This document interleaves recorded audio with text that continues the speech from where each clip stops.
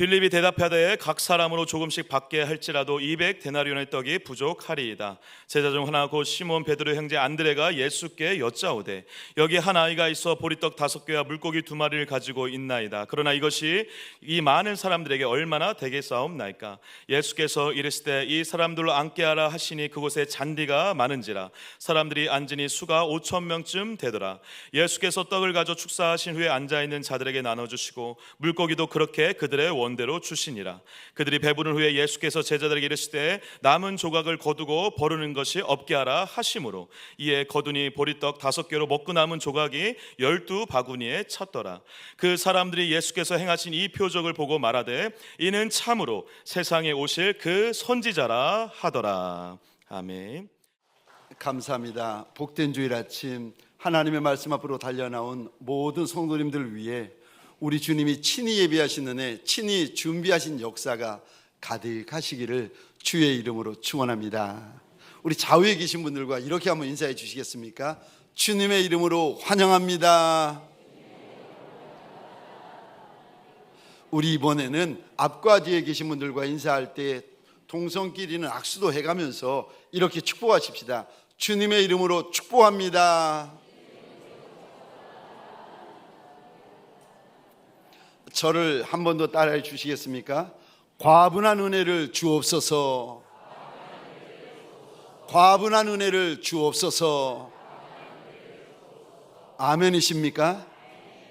하나님, 내게 과분한 은혜를 주옵소서.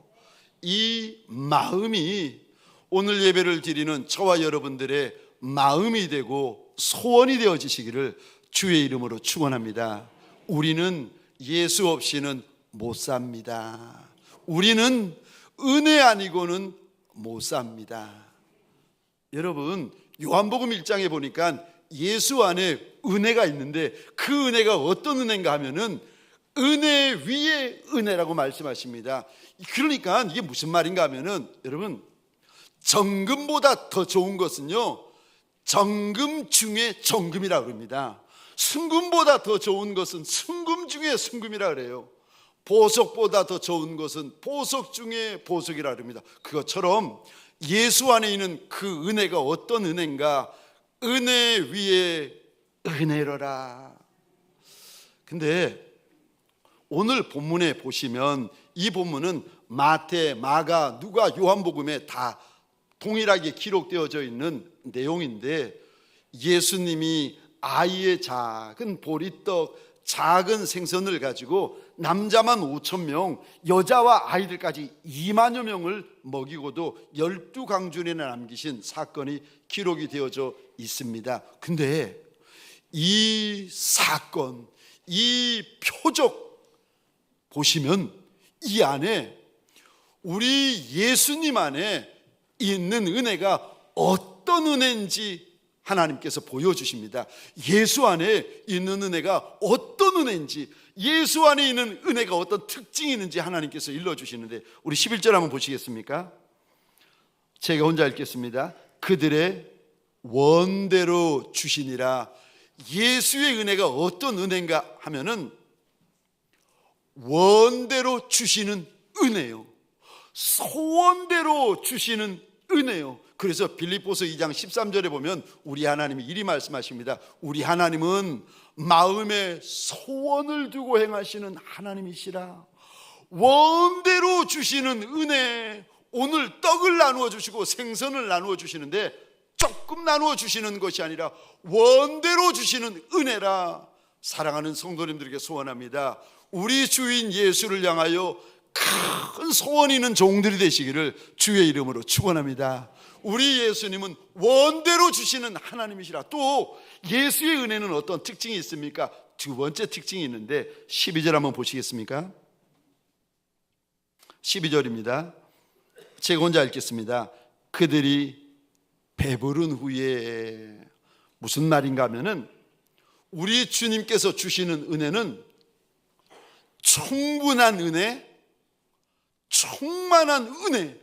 그래서 우리 주님이 주시는 은혜는 다시 말해서 배부른 은혜라는 겁니다.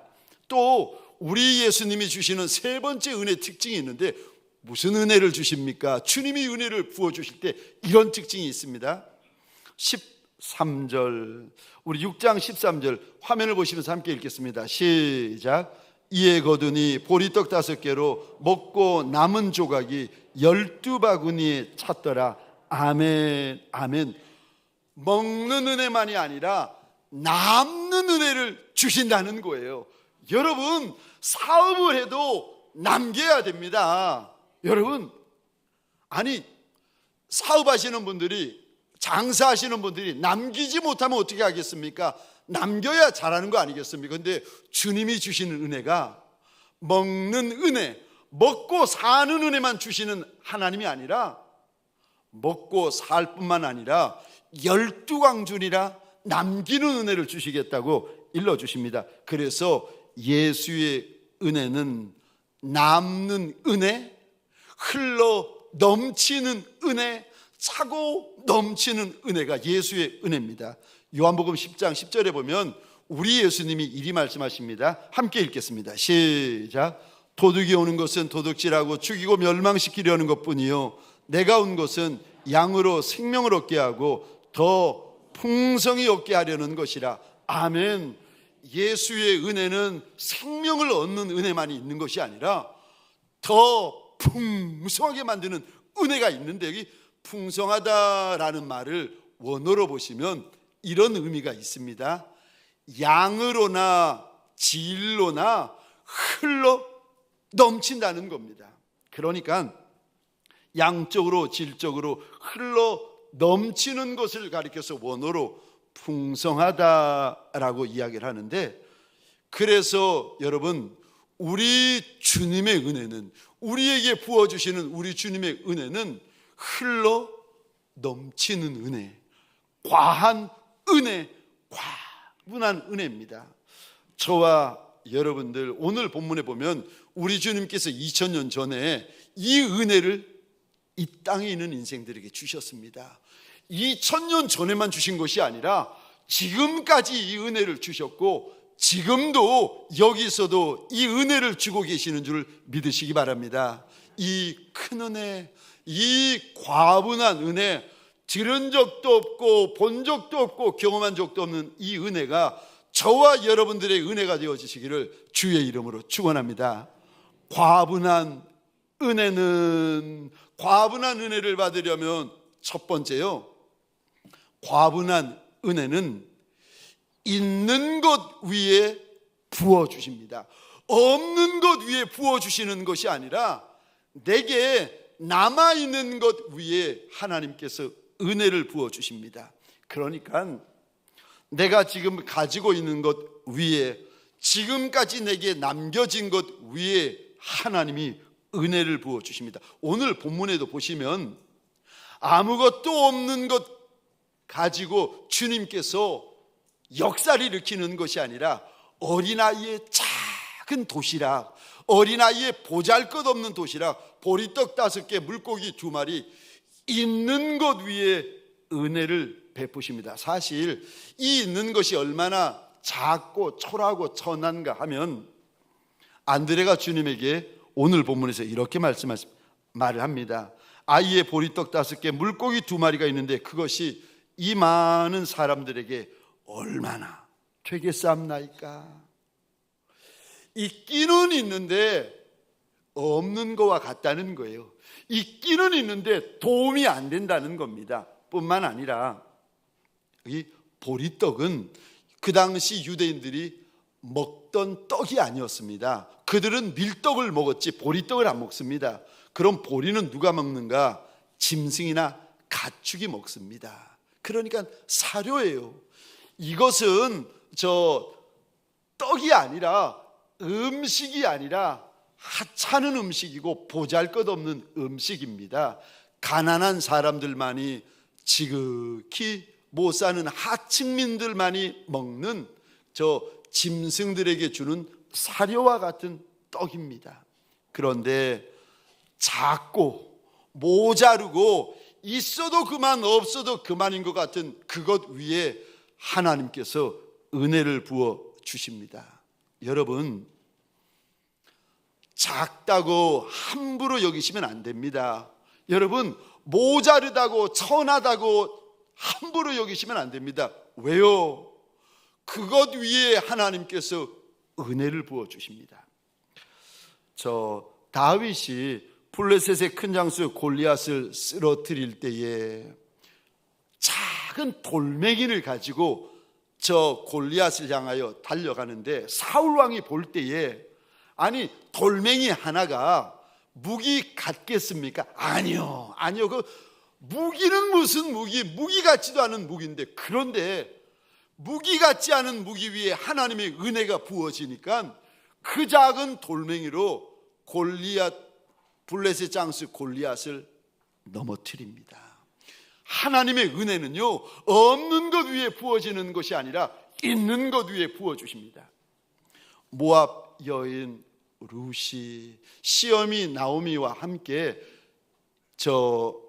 이스라엘 땅 베들레헴으로 돌아오는데, 남편 다 죽고 집안에 남자라는 남자, 시아버지까지 다 죽고 여자 둘이서 베들레헴으로 돌아옵니다. 와가지고는 땅에 떨어진 것을 주워 먹고 밭에 떨어진 것을 주워 먹는 거린의 삶이 시작됩니다. 그런데 이 여인이 룻기서에 보면은 베들레헴의 거부고 베들레헴의 용사인 보아스를 만나가지고 결혼을 하게 되어지고 다윗을 놓는데 다윗의 증조 할머니가 되어집니다. 근데 이 여인의 인생이 달라지는데, 달라지는 인생의 BC와 AD가 나누어지는데, 이 단어 보시겠습니까? 룻기 1장입니다. 룻기 1장 5절 같이 한번 읽겠습니다. 시작. 말론과 기럨 두 사람이 다 죽고 그 여인은 두 아들과 남편의 뒤에 남았더라. 아멘. 남아있는 곳에 하나님께서 은혜를 부으세요. 여러분, 죽으면은 끝나요. 그런데 살아만 있으면, 남아만 있으면 작아도 모자라도 천해도 어리석어도 미련해도 하나님께서 은혜를 부어주시면 남자만 5,000명, 여자와 아이들까지 2만여 명을 먹이고도 12강줄에 남기는 역사가 일어납니다. 소원합니다. 여러분, 우리 인생 가운데 내가 보기에 작은 것, 천한 것, 사소해 보이는 것이 있을 수 있어요. 그런데 함부로 대하시면 안 됩니다. 함부로 말하시면 안 됩니다. 왜냐하면 하나님이 내가 가지고 있는 그 작은 것을 통하여 은혜를 베풀어 주시고 역사를 부어 주시는 하나님이시기 때문에 그렇습니다. 하나님의 역사는요, 남은 것을 통하여서 일어납니다. 두 번째, 과분한 은혜를 원하면, 과분한 은혜를 원하시면 두 번째입니다. 오셔야 됩니다. 나와야 과분한 은혜가 있고 과분한 역사가 있습니다. 어디까지 나오라는 말입니까? 예배당까지입니까? 아니요. 교회당까지입니까? 아니요. 예수 발 앞까지 나오셔야 됩니다. 여러분, 오늘 본문에 이 기가 막힌 역사가 어디서 일어나는가 하면 예수 앞에서 일어납니다. 예수님께서 이 역사를 일으키는 거예요. 그러니까 우리가 이 큰 역사를 내 인생 가운데서 보려면 어디까지 나와야 되는가? 예배당까지가 아니라 예수 앞에까지. 그래서 오늘 본문 1절 한번 보시겠습니까? 예수께서 3절입니다. 예수께서 5절입니다. 예수께서 8절, 예수께서 10절, 예수께서 11절, 12절, 14절, 15절, 예수께서. 작은 보리떡 5개, 천한 생선 2마리를 가지고 남자만 5,000명 먹이고도 12강준에 남기는 역사가, 이거 제자들이 일으킨 것이 아니라, 사도들이 일으킨 것이 아니라 예수께서 일으키셨다는 겁니다. 그러니까 이 은혜를 만나려면, 이 역사를 만나려면, 경험하려면 저와 여러분들이 어디까지 나아가야 되는가? 예수 앞에까지 나오라고 일러주십니다. 복음서에 보시면 한 중풍병자, 중풍병자죠. 친구들이 이 중풍병자를 침상에 뉘어가지고 예수 앞으로 나오는데 가서 보니까 사람들이 너무 많은 겁니다. 그러니까 예수님 앞에 나갈 수가 없는 거예요. 그렇다고 이 친구들이 포기합니까? 포기 안 합니다.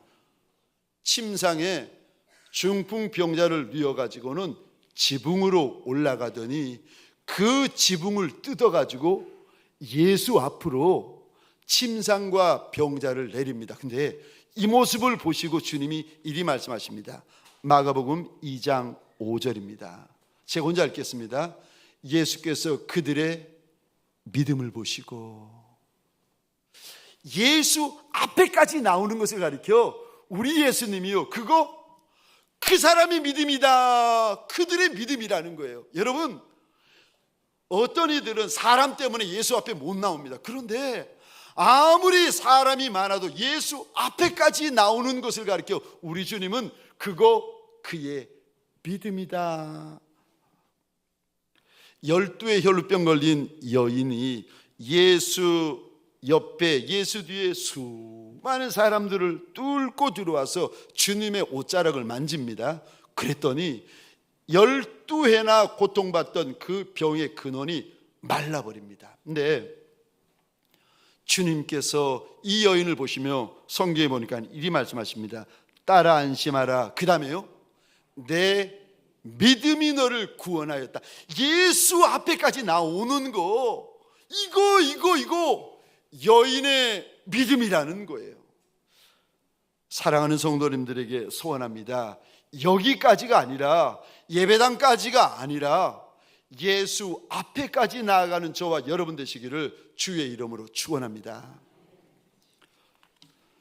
영상으로 예배를 드리던, 병상에서 예배를 드리던, 외국에서 예배를 드리던, 혹은 오늘 3부 예배로 예배를 드리던 간에 저와 여러분들이 어디까지 나가야 예수의 큰 은혜, 예수의 큰 역사를 경험할 수 있는가?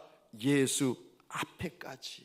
그래서 마태복음 14장에 보시면 우리 주님이 이리 말씀하십니다. 14장 17절 18절 함께 읽겠습니다. 시작. 제자들이 이르되 여기 우리에게 있는 것은 떡 5개와 물고기 2마리뿐이니이다. 이르시되 그것을 내게 가져오라 하시고, 아멘. 예수에게까지 나아가야 은혜가 있고, 예수에게까지 나아가야 역사가 있고, 예수에게까지 나아가야 영광이 있다고 하십니다. 내가 가지고 있으면 문제거리입니다. 그런데 그거 예수님에게로 나아가면 그 문제거리가 변하여서 간증거리가 되고, 감사거리가 되고, 은혜거리가 되고, 찬송거리가 되어집니다. 여기까지 달려나온 저와 여러분들에게 소원합니다. 예수 앞에까지 달려나가시기를 주의 이름으로 축원합니다. 근데 예수 앞에까지 달려나갈 때 무엇이 필요한가? 믿음. 요한복음 11장, 히브리서 11장 16절입니다. 같이 읽겠습니다. 시작.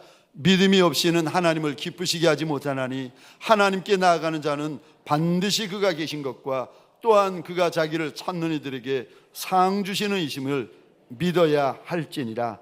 아멘. 아멘. 오늘 이 시간 하나님 앞에서 아무리 작고 아무리 부족하고 아무리 천한 인생이라 할지라도 믿음으로 여기까지 달려나온 저와 여러분들에게 소원합니다. 여기까지만이 아니라 예수 앞에까지 달려나가 예수에게 믿음으로 구하는 시간, 믿음으로 구하는 저와 여러분 되시기를 주의 이름으로 축원합니다. 마지막 세 번째, 과분한 은혜를 받으려면 마지막 세 번째요, 예수에게 붙잡혀야 된다고 일러주십니다. 우리 11절 오늘 본문을 함께 읽겠습니다. 시작. 예수께서 떡을 가져 축사하신 후에 앉아있는 자들에게 나눠주시고 물고기도 그렇게 그들의 원대로 주시니라. 아멘. 11절 이 단어 보시겠습니까? 예수께서 떡을, 그 다음에요, 가지다. 이게 가지다라는 단어를 유심히 보셔야 됩니다. 왜냐하면 신기하죠. 마태복음에서도 가지다, 마가복음에서도 가져다, 누가복음에서도 가지다, 요한복음에서도 가지다라고 말씀을 하시는데 똑같은 단어를 계속 쓰세요. 저 마태복음 14장 19절입니다. 무리를 명하여 잔디 위에 앉히시고 떡 5개와 물고기 2마리를 그 다음에 이 단어 보시겠습니까? 가지사. 마가복음 6장 41절입니다. 예수께서 떡 5개와 물고기 2마리를 가지사. 누가복음 9장 16절 상반절입니다. 예수께서 떡 5개와 물고기 2마리를 가지사. 그리고 오늘 본문 6장 11절. 사복음서에서 오늘 본문에 이 놀라운 이적, 이 놀라운 역사를 말씀하시는데 한 단어를 계속 반복하세요. 예수가 떡을 가지셨다, 예수가 생선을 가지셨다, 예수가 가졌다, 예수가 가졌다. 근데 여기 가지다라는 이 단어는 원어로 보면은 가지다라는 뜻이 아니에요. 원어로 보시면 이런 강한 뜻이 있습니다. 난폭하게 붙잡다, 난폭하게 꽉 잡다, 무엇을 잡다라는 의미를 담고 있습니다. 지금 하나님께서 2000년 전 우리 예수님이 보리떡 5개 물고기 2마리를 가지고 5,000명을 먹이신 이적을 우리에게 보여주시면서 하나님께서 계속 반복하시는 단어가 있는데 예수가 가졌다, 예수가 가졌다, 예수가 가졌다. 이 가지다라는 단어가 난폭하게 붙잡다, 꽉 붙잡다라는 의미입니다. 근데 신기한 것은 마태복음을 제외한 나머지 복음서에서 여러분 가지다라는 단어가 9절 제일 앞에 나와요. 성경 9절 제일 앞부분에 마가복음에서도 누가복음에서도 요한복음에서도 원어로 보면 가지다라고 제일 먼저 등장합니다.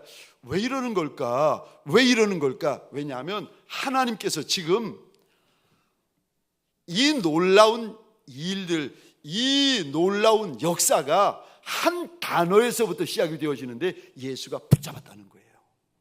예수가 붙잡기만 하면 작은 떡도 5,000명을 먹이고 천한 생선도 여자와 아이들까지 2만 명을 먹이고 12강줄이나 남기는 역사가 있다는 겁니다. 주님이 붙잡아만 주시면 작아도 천해도 못나도 이미 늦어버린 인생이라 할지라도 그래도 예수가 붙잡아만 주시면 붙잡아 주시되 꽉 붙잡아 주시고 꼭 붙잡아 주시는 인생만 되면은 듣도 보도 못한 하나님의 은혜의 역사들이 그 인생 가운데 펼쳐진다는 겁니다. 여러분, 우리는 종종 내가 작아서 탄식합니다. 내가 못나서 탄식하고 내가 늦어서 탄식하고 내가 잘못 되어서 탄식을 합니다. 근데 그게 문제가 아니에요. 정말 문제는 예수가 붙잡아 주시는 인생인가 붙잡아 주지 않는 인생인가, 이게 더 큰 문제입니다. 여러분, 은혜 중에 은혜가 무언가? 은혜 중에 은혜는 붙잡아 주시는 은혜입니다. 아멘이세요? 예수가 붙잡아 주시는 은혜, 그 은혜가 얼마나 큰지 은혜 중에 은혜는 붙잡아 주시는 은혜입니다. 작아도 붙잡아 주시면 되고 천해도 붙잡아 주시면 되고 못해도 붙잡아 주시면 되고 못나도 붙잡아 주시면 됩니다. 오늘 본문에 보면 똑똑한 제자들이 말합니다. 떡이 부족해서 안 된다는 거예요. 생선이 모자라서 안 된다는 겁니다. 심지어 200데나리온어치 떡을 사도 모자른다는 겁니다. 안 될 이유가 있고 못 될 이유가 아무리 많아도 예수가 붙잡아 주시면 평생에 잊을 수 없는 과분한 은혜가 부어지고 평생에 잊을 수 없는 과분한 역사가 그 인생 가운데 부어집니다. 우리 가운데 이런 분이 계실 겁니다. 아무리 봐도 내 인생은 다른 인생들보다 더 못났습니다. 더 작습니다. 근데 여러분, 혹시 그런 분 계세요? 그러면 주님이 다른 인생보다 더 붙잡아 주시면 됩니다. 더 꽉 잡아 주시면 됩니다. 제가 몇 번 나누었던 간증인데 한 번 더 나누기를 원합니다. 오래전에 제가 탈버신학교 다닐 때였습니다. 지금도 기억하는데 토요일 밤이에요. 한 밤 9시, 밤 10시 유니온 빌딩이라고 학생회관인데 작은 룸에서 제가 묵상을 하고 있었는데 아무도 없어요. 늦은 밤이었는데 오병이어 보리떡 5개, 물고기 2마리를 가지고 남자만 여자와 아이들까지 2만여 명을 먹이고 배불리 오고 12강줄을 남긴 오늘 사건을 묵상을 하고 있었습니다. 네, 그날따라 성경을 읽는데 한 단어가 자꾸 눈에 들어오는 거예요. 이거 눈에 밟힌다 그러잖아요. 물고기라는 단어가 자꾸 눈에 들어오는 거예요. 제가 평생에 주님 앞에 기도할 때 주님이 바로 응답하신 적이 한 2-3번 정도 되는데 이때가 그때였어요.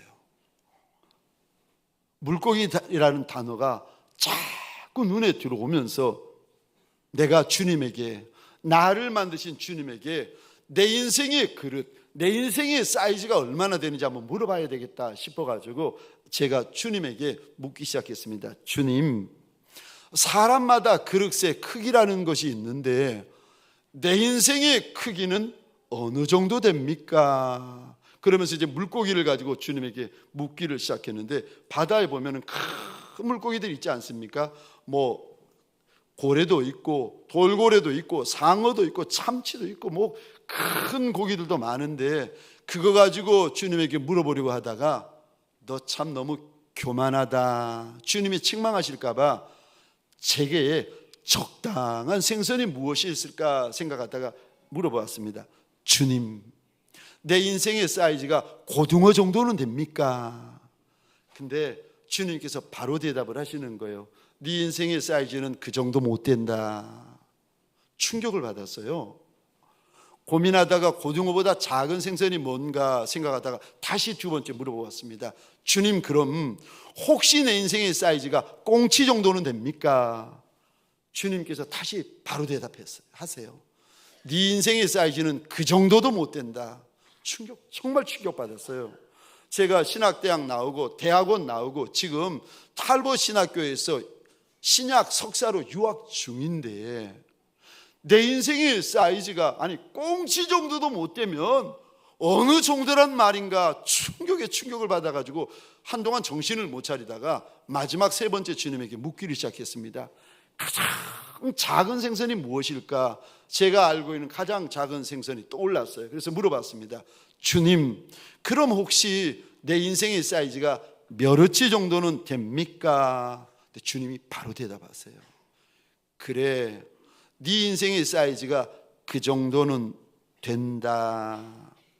제가 알고 있었던 가장 작은 생선이 이게 멸치였는데 제 인생의 크기가 멸치 정도밖에 안 된다는 거예요.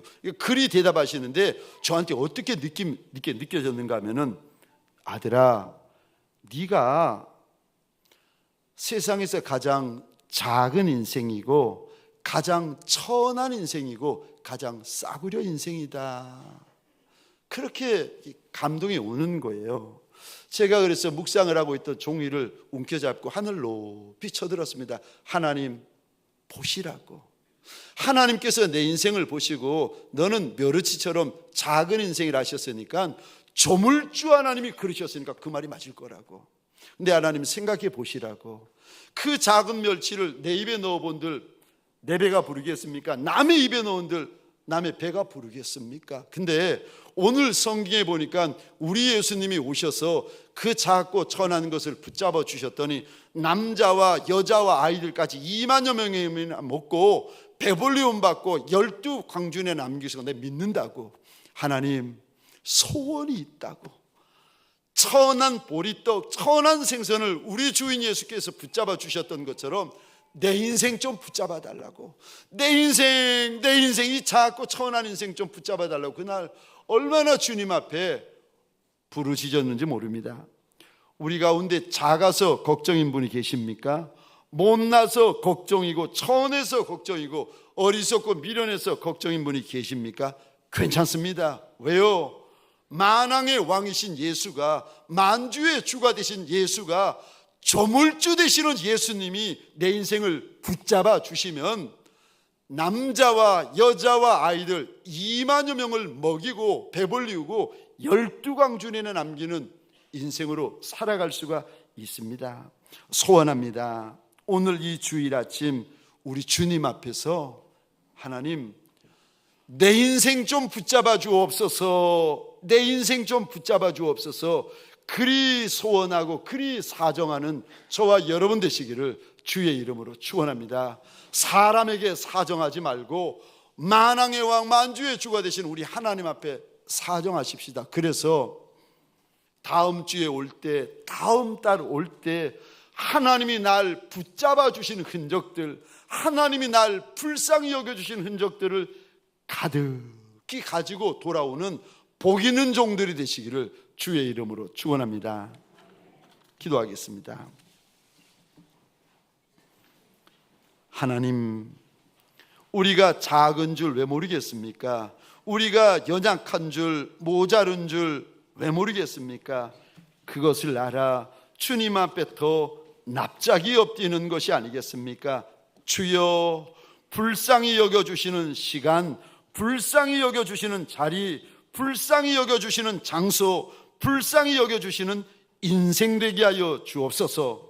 모든 말씀 우리 주인 예수 그리스도 이름으로 기도합니다. 아멘.